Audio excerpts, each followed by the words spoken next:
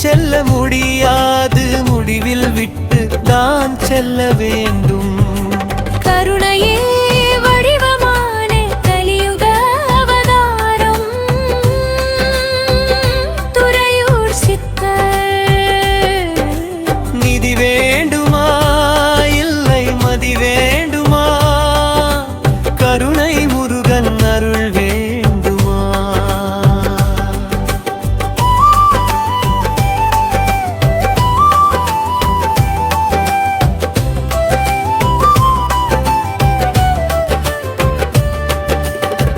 அவர் வகுத்துக் கொடுத்த தர்மப்படி செய்தால் புண்ணியத்தை கொண்டு செல்லலாம்.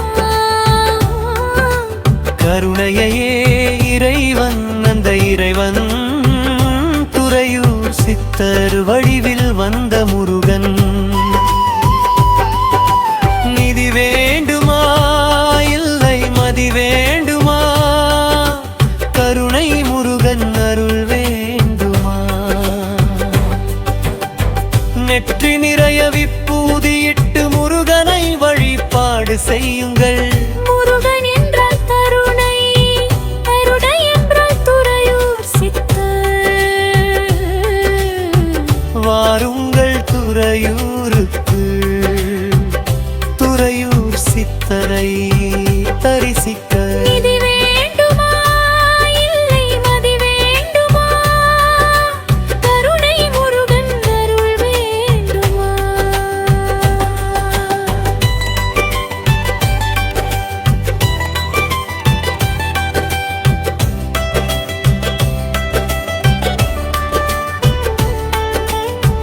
நீ இந்த பூமியில் எதையும் கொண்டு வந்தாய், கொண்டு செல்ல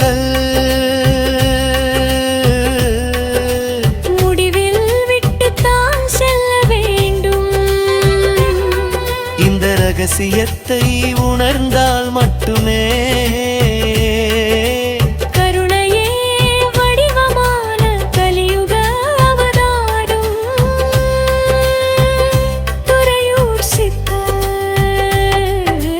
நிதி வேண்டுமா இல்லை மதி வேண்டுமா, கருணை முருகன் அருள் வேண்டுமா. சித்தரை உணர்ந்தால் ஞானம் பிறக்கும். ஞானமே முருகனை உணர முடியும். ஞானியாக மாற முடியும். ஞானியார் வகுத்து கொடுத்த தர்மத்தை செய்தால் புண்ணியத்தை கொண்டு செல்ல முடியும். நிதி வேண்டுமா இல்லை மதி வேண்டுமா, கருணை முருகன் அருள் வேண்டுமா. கருணையே இறைவன், அந்த இறைவன் துறையூர் சித்தர்.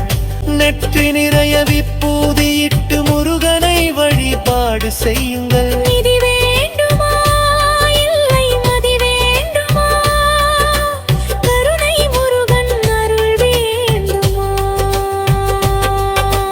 ஞான மார்க்கமே சிறந்த ஆன்மீகம் என்று உணரும் ஆற்றலை பெறலாம். முருகன் என்றால் கருணை, கருணையை என்றால் துறையூர் சித்தர். நிதி வேண்டும்